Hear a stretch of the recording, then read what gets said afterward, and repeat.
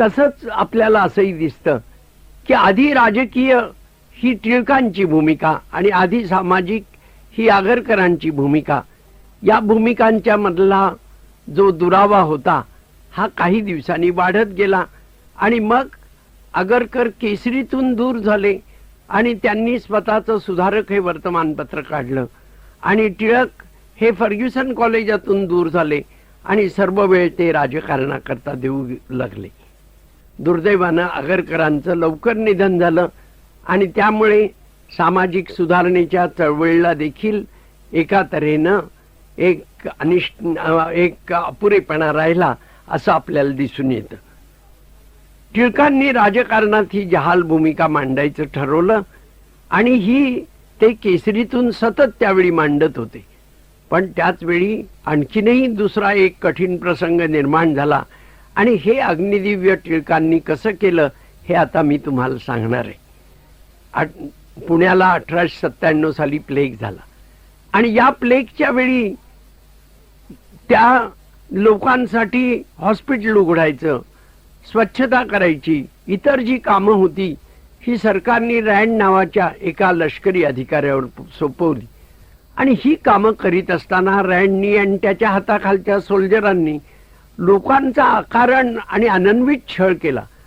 म्हणजे देव लाथीने उडवून लावणं किंवा काही वेळेला स्त्रियांना देखील अपमानानं वागवणं अशा तऱ्हेचं यांनी सतत केलं. त्यावेळी पंडिता रमाबाई म्हणून एक थोर कार्यकर्त्या होत्या. त्यांनी स्त्रियांची होणारी ही बेइज्जत याबद्दल अत्यंत कठोरपणाने सरकारवरती टीका केली असं आपल्याला दिसून येतं. लोक याच्यामुळं फार चिडून संतापून गेले होते. टिळकांनी सुरुवातीला ही भूमिका घेतली की आपण सरकारला मदत केली पाहिजे कारण साथ आटोक्यात आली पाहिजे.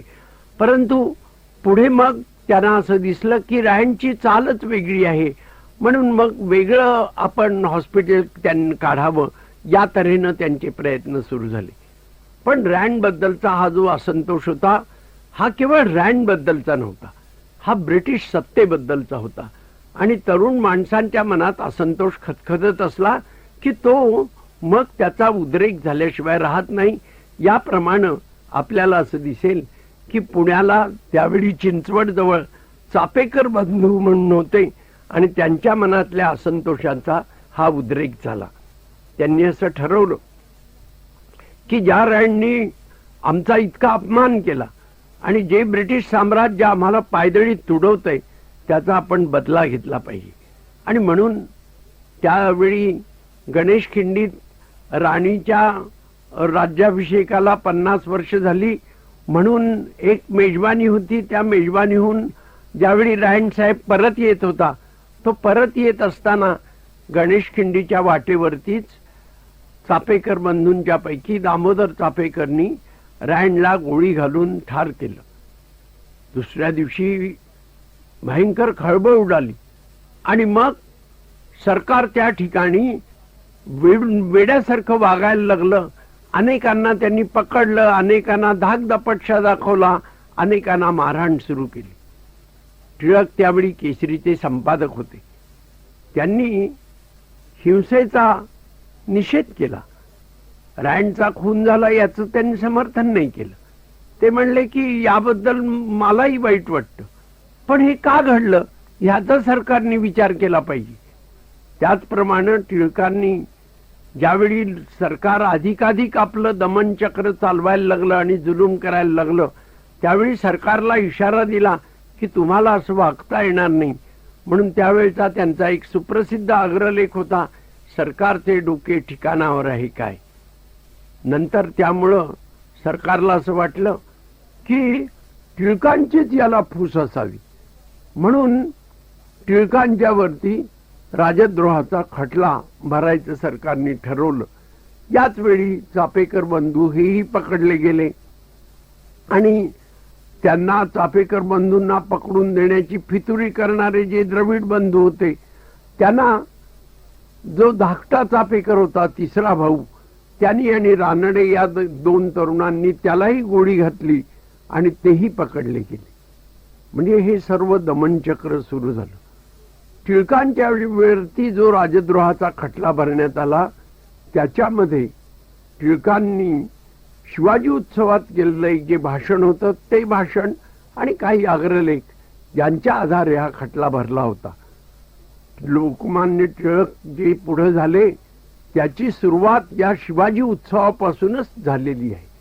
छत्रपती शिवाजी महाराज हा आपला थोर राष्ट्रपुरुष होता आणि त्याची शिकवण लोकांना दिली पाहिजे या तऱ्हेनं टिळकांनी काम सुरू केलं आणि शिवाजी उत्सवामध्ये ठिकठिकाणी देशभक्तीपर व्याख्यानं होऊ लागली. हे टिळकांचं कार्य त्यावेळी अतिशय महत्वाचं होतं. गणेशोत्सव होताच, पण त्याही पेक्षा शिवाजी उत्सव हा सर्वात महत्वाचा होता असं मला वाटतं. आणि सरकार त्याच्यावरतीच टपून होतं आणि म्हणून टिळकांच्यावर राजद्रोहाचा खटला भरण्यात आला. सरकारला वस्तुतः टिळकांचा आणि चापेकरांचा संबंध होता असं दाखवून त्यांना जबर शिक्षा ठोठावायची होती, पण तसा संबंध नव्हताच. त्यामुळे सरकारने एक खास अधिकारी ब्रुईन नावाचा नेमला, त्याला देखील तसा काही पुरावा सापडला नाही.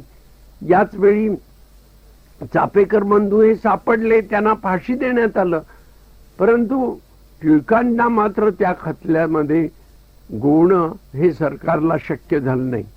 टिळकांच्यावर राजद्रोहाचा आरोप त्यांनी ठेवला आणि त्याच्यातून त्यांना 1.5 वर्षाची शिक्षा दिली.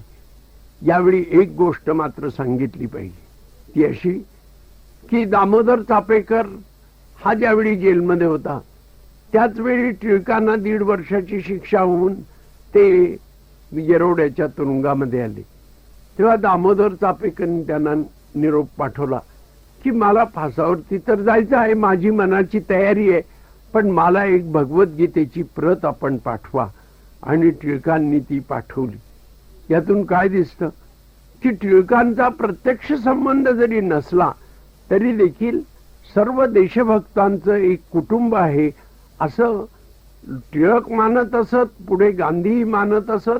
किंबहुना स्वातंत्र्य संग्रामामधलं आपलं हे वैभव होतं की सर्व विचार देशभक्त, मग त्यांचे विचार एकमेकांपेक्षा वेगळे असले, त्यांची कृती थोडी वेगळी असली तरी या देशभक्तांचं एक कुटुंब होतं. टिळक 1.5 वर्ष तुरुंगवास भोगणार, याच्या पूर्वी त्यांनी जे काही ग्रंथ लिहिले होते याच्यामुळं जगातल्या विद्वान मंडळींना असं वाटत होतं की टिळकांना ही शिक्षा भोगावी लागू नये. आणि म्हणून जर्मन महापंडित मॅक्स म्युलर यांनी आणि इतर काही विद्वानांनी सरकारकडे अर्ज केला की टिळकांचा हा ओरायन हा जर ग्रंथ वाचलात तर आपल्याला असं दिसून येईल की हा मनुष्य एक असामान्य विद्वान आहे.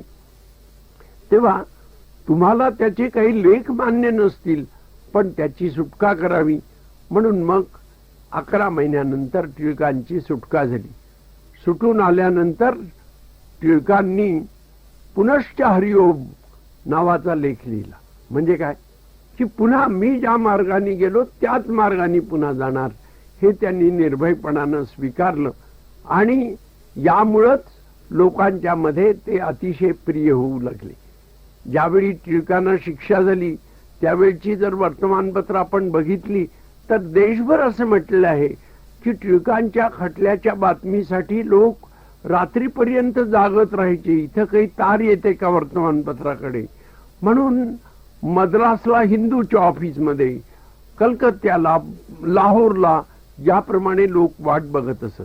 आणि ज्यावेळी टिळकांना शिक्षा झाली हे कळलं त्यावेळी लोकांना अतिशय वाईट वाटलं.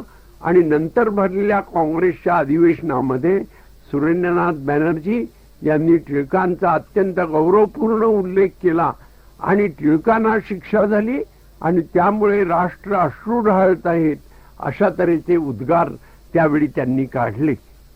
पुढे आपल्याला असं दिसेल की टिळकांचे ज्याप्रमाणे हे प्रयत्न चाललेले होते त्याप्रमाणेच परदेशामध्ये जाऊन काही प्रयत्न करता येतात का म्हणून काही देशभक्त प्रयत्न करत होते.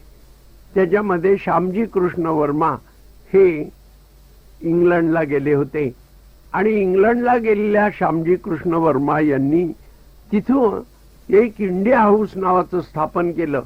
त्याप्रमाणेच त्यांनी बरेच ते अत्यंत हुशार बॅरिस्टर होते. पैसे जमवले तर त्यांनी टिळकांना कळवलं की याच्यातून जी हुशार आणि होतकरू मुलं असतील त्यांना मी स्कॉलरशिप देईन, त्यांची राहण्याची इथं व्यवस्था करीन आणि त्याचबरोबर त्यांच्यावर देशभक्तीचा संस्कारही करीन. याप्रमाणे भारतातल्याही काही तरुण मुलं ही स्कॉलरशिप घेऊन गेली, ज्याच्यामध्ये महाराष्ट्रातले विनायक दामोदर सावरकर हे एक तेजस्वी तरुण होते.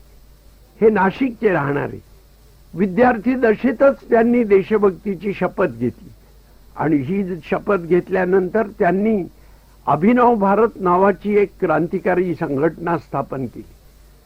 पण नंतर पुण्याला ते फर्ग्युसन कॉलेजमध्ये शिकत होते आणि ज्यावेळी परक्या विदेशी कापडाची होळी करायची ठरली तेव्हा त्या प्रयत्नामध्ये त्या निदर्शनामध्ये सावरकरांचाच पुढाकार होता. नंतर त्यांनी इंग्लंडला बॅरिस्टर होण्यासाठी जायचं ठरवलं, परंतु पैसे नव्हते. त्यावेळी ते टिळकांना भेटले आणि टिळकांनी श्यामजी कृष्ण वर्मांना सांगून सावरकरांना मदत मिळवून देऊन त्यांना तिकडं पाठवलं. तिथं श्यामजी कृष्ण वर्मांच्या त्या इंडिया हाऊसमध्ये सावरकर राहत असताना ते ठिकाण हे जणू क्रांतिकारकांचं निवासस्थानच बनलं. जशी श्यामजी कृष्ण वर्मा होते तशा मॅडम कामा या एक पारशी युवती याही त्यांच्यामध्ये भाग घेत असत. मॅडम कामा या अमेरिकेमध्ये जाऊन त्यांनी भाषणं केली होती आणि भारताची स्थिती काय आहे हे सांगितलेलं होतं. आणि त्याच वेळी स्टुटगार्ट इथं एक आंतरराष्ट्रीय समाजवादी परिषद भरली होती. त्या परिषदेला हजर राहून त्यांनी तिथं भारताचा राष्ट्रध्वज फडकवला. त्यावेळी सर्व युरोपभर त्याचं मनपूर्वक स्वागत झालं असं आपल्याला दिसून येतं. ही सगळी मंडळी तिथं राहत होती. यांच्यामध्ये आणखीन एक क्रांतिकारक जाऊन मिळाले होते, ते म्हणजे बापट, पांडुरंग महादेव बापट. हेही इंग्लंडमध्ये गेले. ते वस्तुतः स्कॉलरशिप घेऊन इंजिनिअरिंगचा अभ्यास करायला गेले, पण इंजिनिअरिंग राहिलं बाजूला आणि बॉम्बची विद्या ते शिकले आणि बॉम्ब तयार कसा करावा या रशियन मॅन्युअलचं त्यांनी इंग्रजीमध्ये भाषांतर केलं आणि ते भाषांतर घेऊन ती पुस्तिका त्यांनी बंगाली क्रांतिकारकांना पाठवली असं आपल्याला तिथं आढळून येतं. यांचं या तऱ्हेनं काम चाललेलं होतं. हे जसं काम चाललेलं होतं त्याच वेळी आपल्याला भारतामध्ये काय होत होतं हेही बघितलं पाहिजे. आणि आपल्याला असं दिसतं की ज्यावेळी ब्रिटिशांनी जुलूम केला त्यावेळी स्वातंत्र्य चळवळीला तेज चढलं. आणि याचंच उदाहरण म्हणजे एक कर्झन हा जो व्हाईसरॉय होता त्यांनी बंगालची फाळणी करण्याचं ठरवलं. आणि ही फाळणी तरी का करायची होती त्याला, तर ब्रिटिशांचं साम्राज्य टिकायचं असेल तर फोडा आणि झोडा ही नीती वापरली पाहिजे आणि हिंदू मुसलमानात फूट पडली पाहिजे, हे त्याचं धोरण होतं. पूर्व बंगालमध्ये मुसलमान जास्त आणि पश्चिम बंगालमध्ये हिंदू जास्त, म्हणून बंगालची फाळणी त्यांनी करायचं ठरवलं. आणि या फाळणीला बंगाल लोकांनी एकमुखानं विरोध केला. केवळ हिंदूंनी नाही तर हिंदू मुसलमान सगळ्यांनी विरोध केला. आता हा विरोध बंगालपुरताच मर्यादित राहिला असता, परंतु टिळकांचं मोठेपण हे की त्यांनी असं ठरवलं की याच्यातून अखिल भारतीय चळवळ उभी करायची. आणि केवळ टिळकच नव्हे तर 3 जहाल नेते हे त्यावेळी पुढे आले. ते कोण? लाल, बाल आणि पाल, म्हणजे लाला लजपतराय, बाळ गंगाधर टिळक आणि बिपिनचंद्र पाल. या तिघांनी देशभर दौरे काढले आणि बंगालवर झालेला अन्याय हा देशाने स्वतःवर झालेला अन्याय मानला पाहिजे आणि म्हणून त्यांनी चळवळ झाली पाहिजे असं तिथं जाहीर केलं. आणि सबंध देशभर ब्रिटिश विरोधी वातावरण निर्माण झालं. आता इथं पुन्हा आपल्याला सांगतो, फाळणीला सगळ्यांचाच विरोध होता, पण पुन्हा 3 प्रवाह होते. कोणते?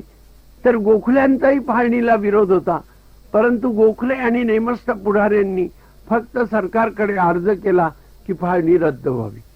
दुसऱ्या टोकाला अरविंद घोष हे क्रांतिकारक होते आणि त्यांना असं वाटलं की फाळणीला विरोध करायचा असेल तर सशस्त्र बंड केलं पाहिजे, म्हणून मग ते बडोद्याची नोकरी सोडून कलकत्त्याला गेले आणि ते आणि त्यांचे बंधू बारिंद्र कुमार घोष यांनी क्रांतिकारकांची संघटना उभी करायची सुरुवात केली.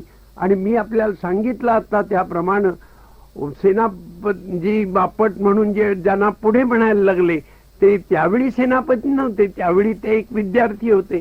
त्यांनी ती पुस्तिका बॉम्ब कसा तयार करावा ही या क्रांतिकारकांना नेऊन दिली आणि ती नेऊन दिल्यानंतर मग त्यांचं बॉम्बचं राजकारण सुरू झालं. टिळक अरविंद बाबूंना काय म्हणाले की हे बरोबर नाही, आपल्याला यावेळी जनआंदोलन केलं पाहिजे. आणि म्हणून टिळकांनी आणि बिपिनचंद्र पाल आणि लाला लजपतराय यांनी एकत्र येऊन काहीतरी कार्यक्रम द्यायचा ठरवला. आणि टिळकांनी जी चतुसूत्री मांडली ती म्हणजे स्वदेशी, बहिष्कार, राष्ट्रीय शिक्षण आणि स्वराज्य ही चतुसूत्री मांडली. अरविंद बाबू म्हणाले की ही मवाळ कार्यक्रम आहे हा. तेव्हा टिळक म्हणाले हा तुला मवाळ वाटतो पण हा खरोखर जहाल कार्यक्रम आहे, कारण याच्यातून सामान्य मनुष्य आपल्या चळवळीत येईल. टिळक असं मानत होते की गोखले देशभक्त आहेत, पण गोखल्यांच्या मार्गाने किती लोकांना देशभक्ती करता येईल, ज्यांना उत्तम इंग्रजी बोलता येतं, जे तर्कसंगत युक्तिवाद करता येत, म्हणजे मुठभरांनाच या मार्गाने जाता येईल. तसंच ते असं मानत होते की हसत हसत फासावर जाणारे क्रांतिकारक हे मोठे, त्यांचा त्याग महत्वाचा, पण या मार्गाने किती लोक जातील, मुठभरच जातील. आणि टिळकांची अशी इच्छा होती की या देशातल्या सामान्याचं असामान्यत्व जागृत झालं पाहिजे, तरच आपल्याला स्वराज्य मिळेल. आणि म्हणून जन आंदोलन करण्यासाठी बंगालच्या फाळणी विरुद्ध देशव्यापी जे आंदोलन झालं त्याच्यामध्ये हा चतुसूत्रीचा कार्यक्रम हा त्यांनी सांगितला असं आपल्याला दिसून येतं. हे त्यावेळी झालं. आणि त्यांनी अरविंदांना सांगितलं की तुम्ही उगाच जहाल मार्गाने जर गेलात तर देशाचं पाऊल पुढं पडेल असं नाही, कदाचित ते मागं पडण्याची शक्यता आहे, हे तुम्ही विसरू नका. पुढे आपल्याला असं दिसतं की अखेर 1905 साली ही फाळणी रद्द झाली आणि आपल्या स्वातंत्र्य संग्रामातील एक महत्वाचा टप्पा आपण जणू ओलांडला असं आपल्याला दिसून येतं. म्हणजे सरकार नमलं. कशामुळे नमलं? मुठभर तेजस्वी देशभक्तांच्यामुळे केवळ नव्हे तर सामान्य माणूस जागृत झाला, त्यामुळे सरकार नमलं, हे टिळकांनी त्यावेळी दाखवून दिलं. आता पुढे असं दिसतं कालच्या फाळणीच्या निमित्तानं हे तीन प्रवाह नुसते दिसले नाहीत तर त्यांच्यामधला दुरावाही वाढत चालला, विशेषतः दोन प्रवाहातला. तो म्हणजे नेमस्ता आणि जहाल यांच्यातला. नेमस्तांचं पुढारी पण गोखले फिरोजशाह मेहता करत होते आणि जहालांचं पुढारी पण अर्थातच टिळकांच्याकडे, लालाजींकडे होतं. आणि यामधले मतभेद हे 1907 साली विकोपाला गेले आणि सुरत येथील काँग्रेसच्या अधिवेशनामध्ये याचं पर्यवसान शेवटी काँग्रेस फुटण्यामध्ये झालं असं आपल्याला दिसतं. टिळकांनी आटोकाट प्रयत्न केले की काँग्रेस फुटू नये. त्यांची इच्छा अशी होती की जहालांनी आणि मवाळांनी एकत्र राहावं आणि विशेषतः क्रांतिकारकांना अलग पडू देऊ नये, परंतु त्यांचे हे प्रयत्न यशस्वी झाले नाही. यावेळी अरविंद बाबूंना मात्र असं वाटत होतं ही फूट अटळच आहे आणि म्हणून त्यांची भूमिका ही त्यापेक्षा काहीशी वेगळी होती असं दिसून आलं.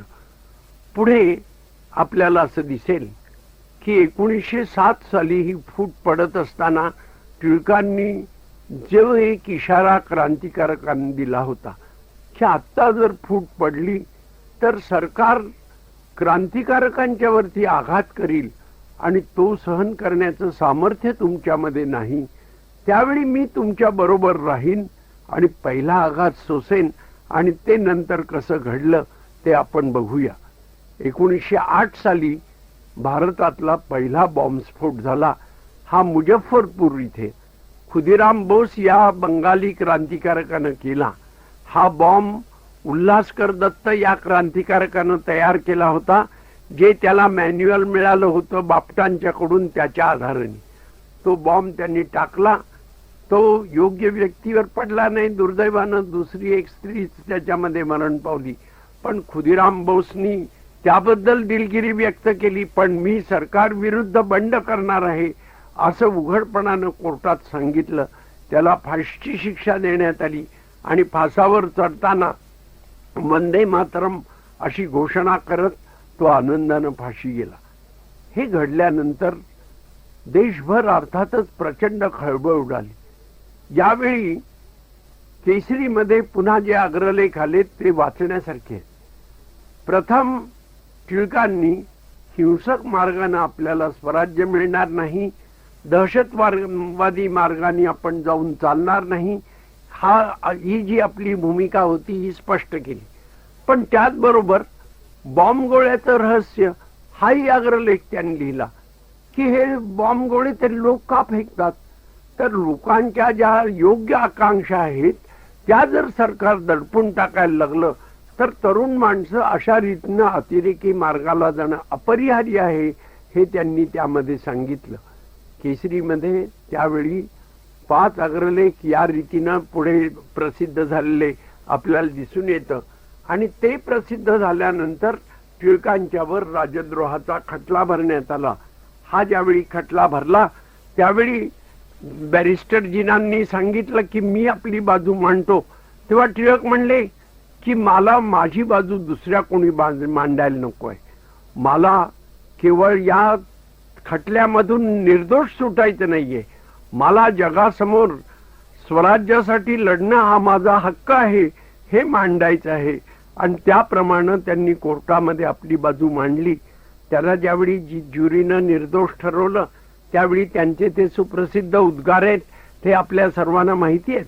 ते इथं असं म्हणाले की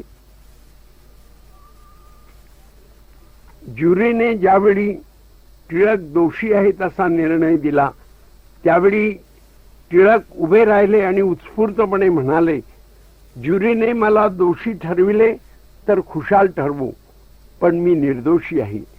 लौकिक गोष्टींचे नियंत्रण करणारी अशी एक शक्ती न्यायपीठाहूनही श्रेष्ठ आहे. कदाचित नियतीचीच अशी इच्छा असेल की मला शिक्षा व्हावी आणि मी मुक्त राहण्यापेक्षा माझ्या शिक्षा भोगण्यामुळेच मी अंगीकारलेल्या कार्याला ऊर्जितावस्था यावी.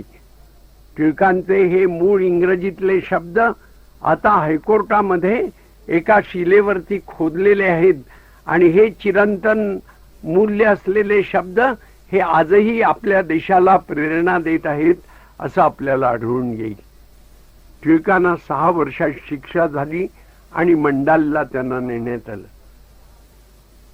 वस्तुतः कोणीही या ठिकाणी पिचून गेला असता, परंतु टिळकांच्या मनाची अवस्था ही यापेक्षा अगदी वेगळी होती. पिचेल मनगट परी उरा तिला अभंग आवेश अशाच तऱ्हेने ते वागत होते.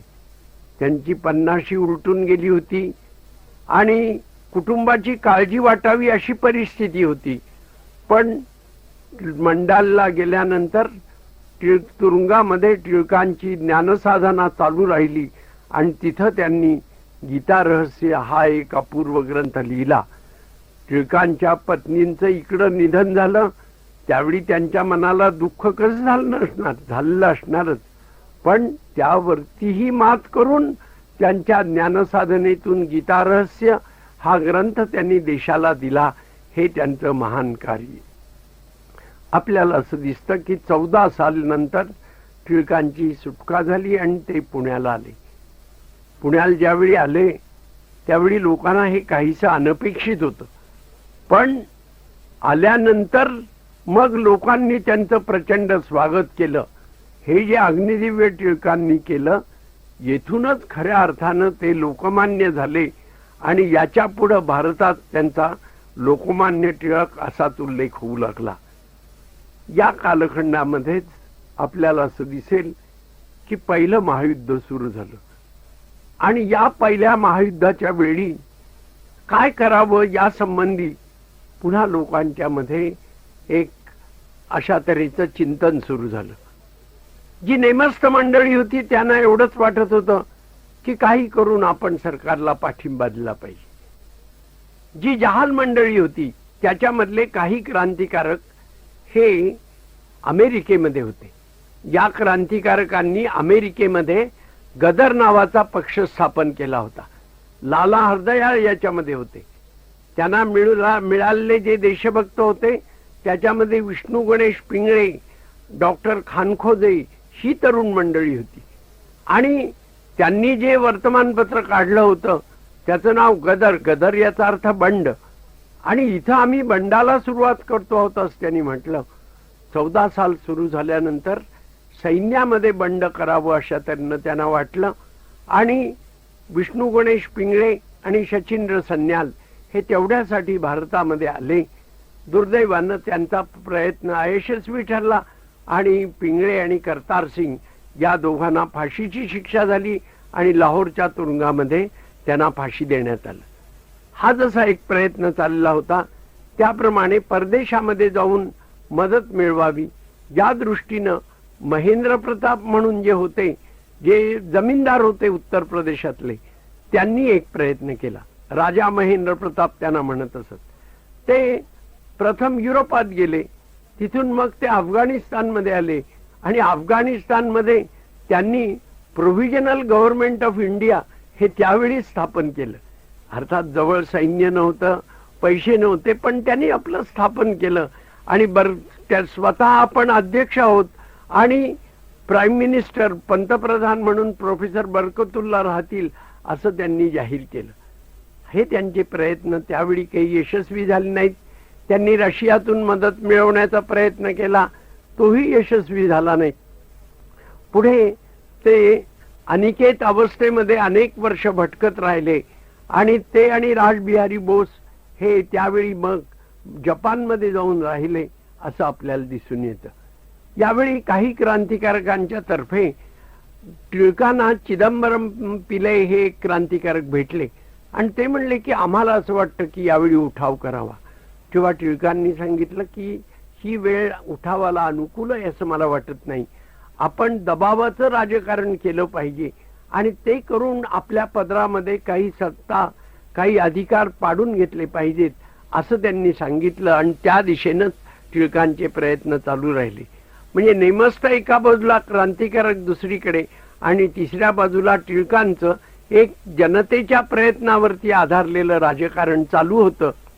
आणि म्हणून त्यावेळी या प्रयत्न करण्यासाठी म्हणून त्यांनी होम रूल लीगची स्थापना केली आणि या होम रूल लीगचा प्रसार आणि प्रचार ते देशभर करत राहिले. पुढे आपल्याला असं दिसतं की काँग्रेसमधली फूट ही सांधली जावी असं अनेकांना वाटत होतं. दुर्दैवानं गोपाळकृष्ण गोखले यांचं याच्या आधीच निधन झालेलं होतं. पण पुन्हा नेमस्त आणि जहाल हे एकत्र आले आणि लखनौला सर्वजण एकत्र आले आणि टिळकांचं त्यावेळी लोकांनी अत्यंत प्रचंड असं स्वागत केलं. म्हणजे जे टिळक 7 साली काँग्रेसच्या बाहेर गेलेले होते ते 16 साली पुन्हा त्या व्यासपीठावरती विराजमान झाले असं दिसून येतं. पण केवळ टिळक एकटे परत नाही आले, तर त्यांनी काय केलं की ते असं म्हणाले की आता आपल्याला ऐक्याचा नवा प्रयत्न केला पाहिजे. आणि म्हणून सुप्रसिद्ध लखनौ करार तिथं करण्यात आला आणि हिंदू मुस्लिम ऐक्याची मुहूर्तमेढ जणू आपण रोवित आहोत अशा रीतीनं टिळकांनी अत्यंत प्रतिभावान माणूस जसं भाषण करील तशा अतिशय आवेशपूर्ण भाषण केलं असं आपल्याला दिसून येईल. हे जे लखनौला घडलं, हा जो करार घडला, याच्यातूनच देशाची चळवळ पुढे जाईल यासंबंधी केसरीमध्ये जे टिळकांनी अग्रलेख लिहिलेले आहेत हे फार महत्वाचे होते. पुढे आपल्याला असं दिसेल की टिळक हे इंग्लंडमध्ये गेले, दुसऱ्या एका कामाकरता गेले, पण पार्लमेंटरी सब कमिटीचे सदस्य म्हणून साक्षही त्यांनी त्यावेळी तिथे दिली आणि भारताला स्वराज्य मिळालं पाहिजे ही मागणी त्यांनी अत्यंत निर्भयपणानं मांडली. त्याचबरोबर आपल्याला असं दिसेल की टिळकांनी मजूर पक्षाशी आपले संबंध प्रस्थापित केले. म्हणजे परदेशामध्ये देखील जी पुरोगामी माणसं आहेत ती आपल्या बाजूची असावी या दृष्टीनं त्यांनी प्रयत्न केला. पूर्वी के हार्डी नावाचा एक मजूर पक्षाचा खासदार इथं आला होता, त्याचं टिळकांनी भारतात स्वागत केलं होतं. तिकडंही इंग्लंडमध्ये असताना त्यांनी त्यावेळी मजूर पक्षाला निवडणुकीमध्ये मदत म्हणून 2000 पाऊंड दिले असं आपल्याला दिसून येईल. तसंच 1917 साली रशियन राज्यक्रांती झाली होती, तेव्हा हा विचार प्रवाह तरी काय आहे यासंबंधी टिळकांनी उत्सुकता दाखवली आणि काही पुस्तकं मागवून घेतली असं आपल्याला दिसून येतं. हे एका बाजूला होत असताना भारताच्या स्वातंत्र्य संग्रामामध्ये आणखीनच बदल होत होता. तो म्हणजे भारताच्या क्षितिजावरती एक नवीन तारा उगवू पाहत होता आणि ते म्हणजे महात्मा गांधी. दक्षिण आफ्रिकेमध्ये गोऱ्यांच्या विरुद्ध सत्याग्रह संग्राम करून तिथल्या भारतीयांना आणि काळ्या लोकांना न्याय मिळवून देण्याचं काम गांधीजींनी जे केलं त्यामुळे त्यांना लोक महात्मा म्हणू लागले. अमृतसरच्या काँग्रेस अधिवेशनामध्ये टिळक आणि गांधी एकत्र आले आणि टिळकांनी गांधींचं अत्यंत हार्दिक असं स्वागत केलं. पुढे ज्यावेळी टिळक इंग्लंडमध्ये होते त्याच वेळी देशामध्ये रौलट ऍक्ट म्हणून सरकारने पास केला आणि लोकांच्या हक्कावरती बंधनं टाकली. तेव्हा गांधींनी त्याचा विरोध केला आणि याच्या विरुद्ध मी सत्याग्रह करीन असं त्यांनी सांगितलं. आणि याच वेळी या रौलट ऍक्टचं पर्यवसान जालियनवाला बागेच्या हत्याकांडामध्ये झालं. हजारो माणसांना त्या जनरल डायरनी आपल्या गोळीबारामध्ये ठार मारलं आणि त्याच्या विरुद्ध गांधीजींनी सत्याग्रह करायचं ठरवलं. त्यावेळी टिळक हे इंग्लंडमध्ये होते. त्यांनी असं लिहिलं की मी जर भारतात असतो तर मी या सत्याग्रहात सामील झालेलो असतो. म्हणून आता एक सत्याग्रहाचं नवीन पर्व असं सुरू झालं आणि गांधींनी सांगितलं की मी एक अखिल भारतीय अशा तऱ्हेचा कार्यक्रम यासाठी आखणार आहे. गांधीजींचं केवळ त्या ठिकाणी दक्षिण आफ्रिकेतलंच काम लोकांना परिचित होतं असं नव्हे, तर त्यांनी चंपारण्यामधल्या ब्रिटिशांच्या चहाच्या मळ्यातल्या कामगारांना एकत्र करून त्या बिहारी मजुरांना जो न्याय मिळवून दिला सत्याग्रहाच्या मार्गानं, त्यामुळेही लोकांच्या मनात त्यांच्याबद्दल विश्वास निर्माण झालेला होता.